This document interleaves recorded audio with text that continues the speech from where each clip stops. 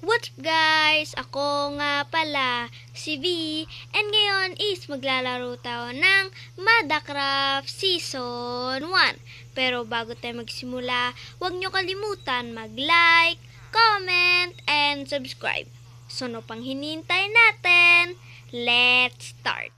So ngayon pala guys, is kakatapos ko lang gawin ang ating XP farm. At tingnan nyo naman ang design. Oh my god! Ang ganda. Tsaka pala guys, may bad news ako.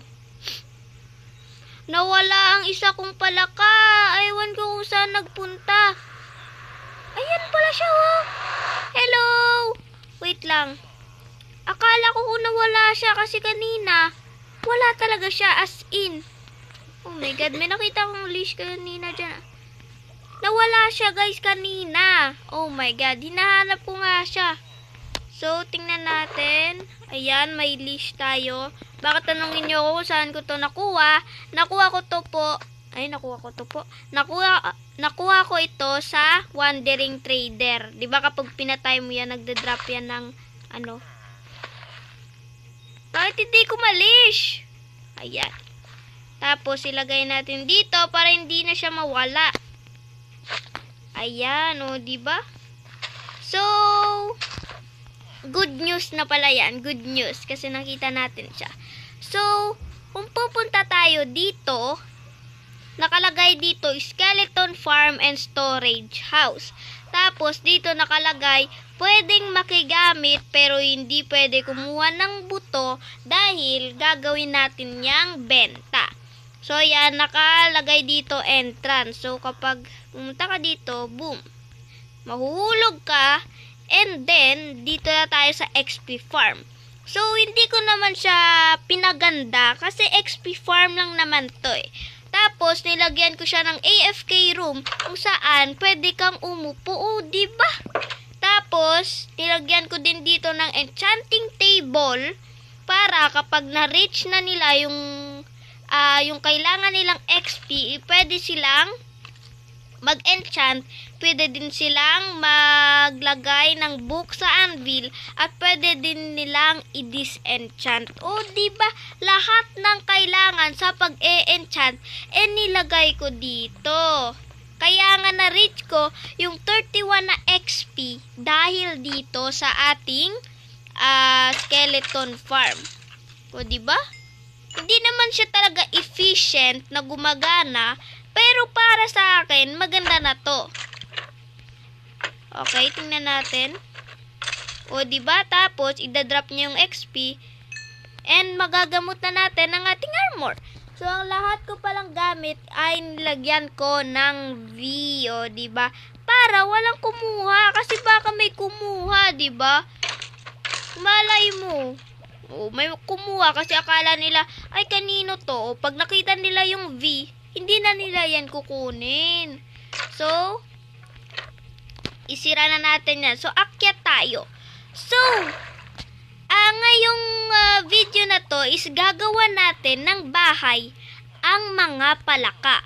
So, kukunin ko muna yung mga resources na kailangan ko, no? Para hindi na mawala sina Michael at Kobe. O, diba? Ang ganda ng mga pangalan nila.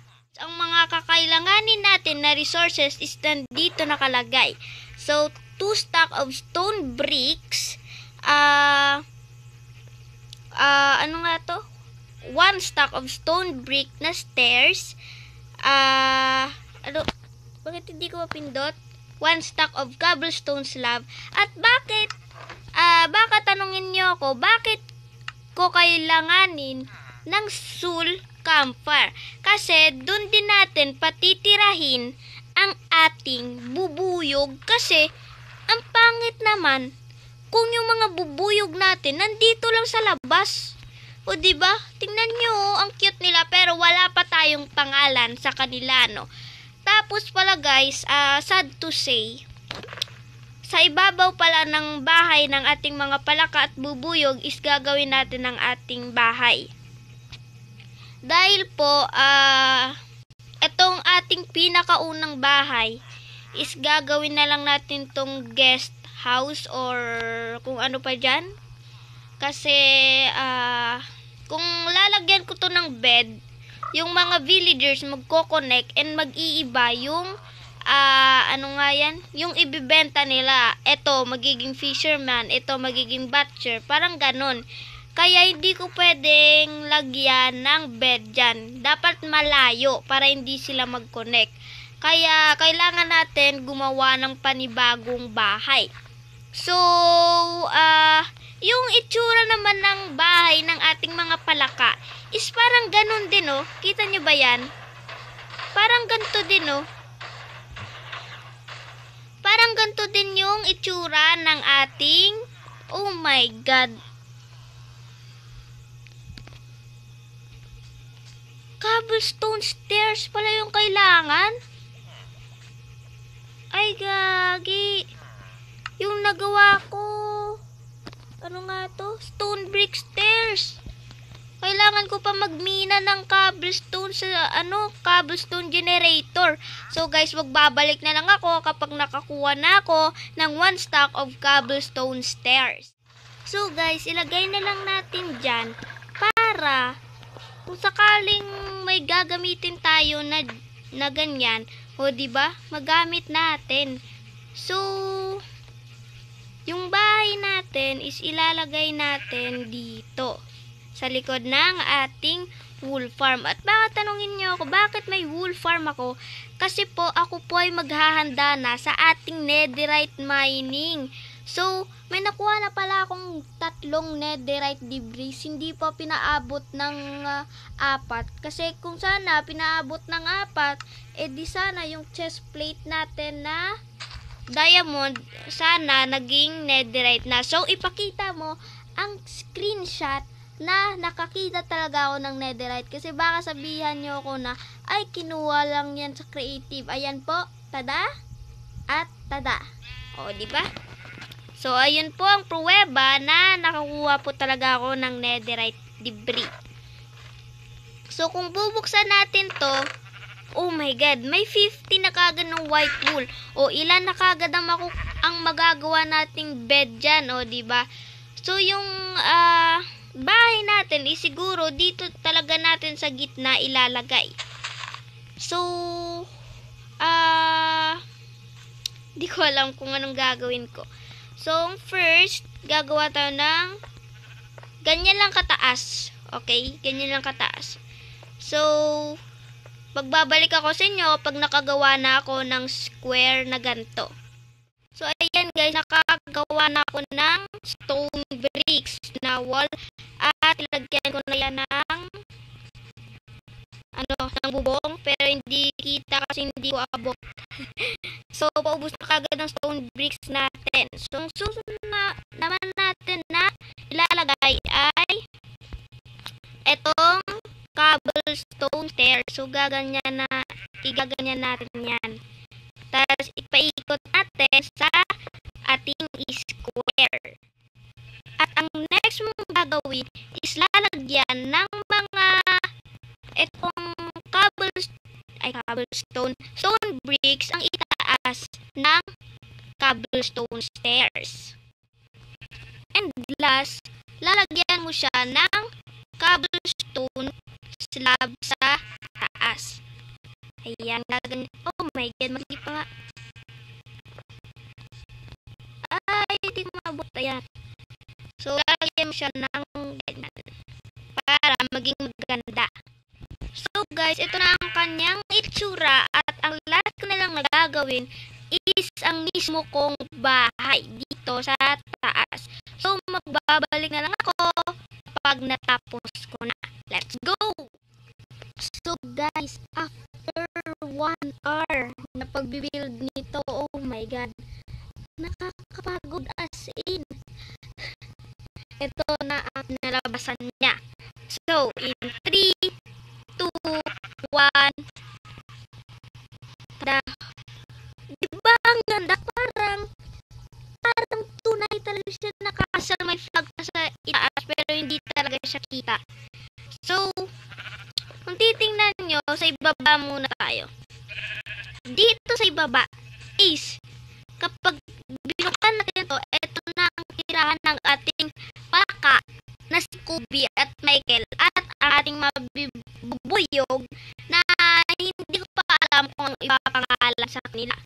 At kapag pumunta naman tayo sa taas, ayan, hire pa pala ako ng mga bodyguard yan.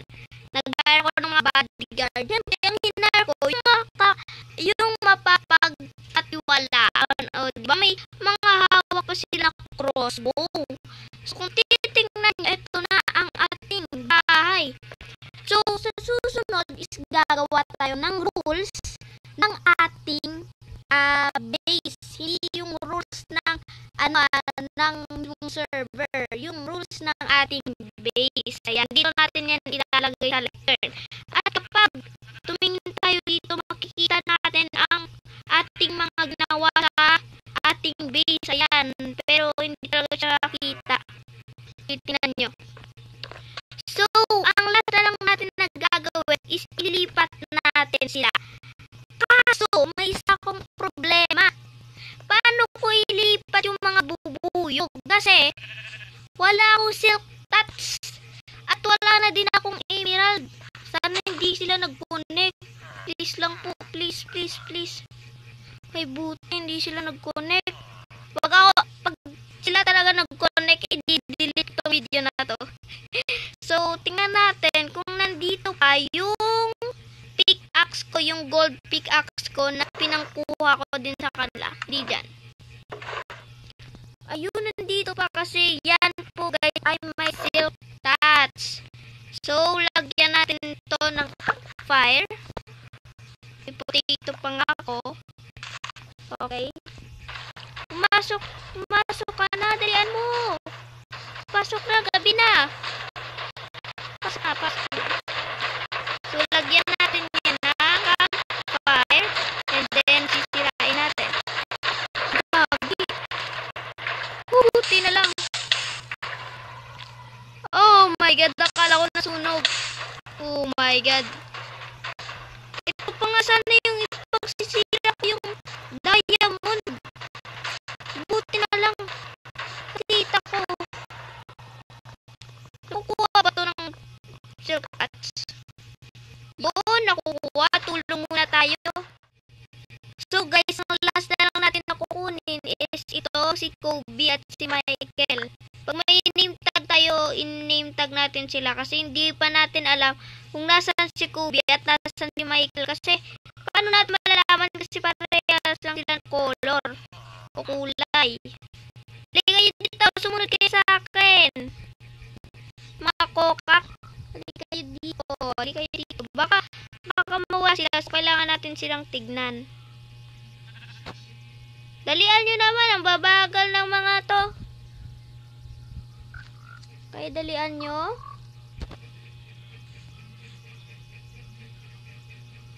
Okay. Sunod lang mga kaibigan. Malapit na tayo mga kaibigan. Dito lang tayo pumunta. Okay. Kaya nyo yan. Atakin na nga lang natin sila. Ang tagal eh. Okay, let's go. Naipit sino ba yan? Si Kobe. Okay, let's go. Dalian nyo naman. Ang tatagal eh. Buksan natin ang pintuan.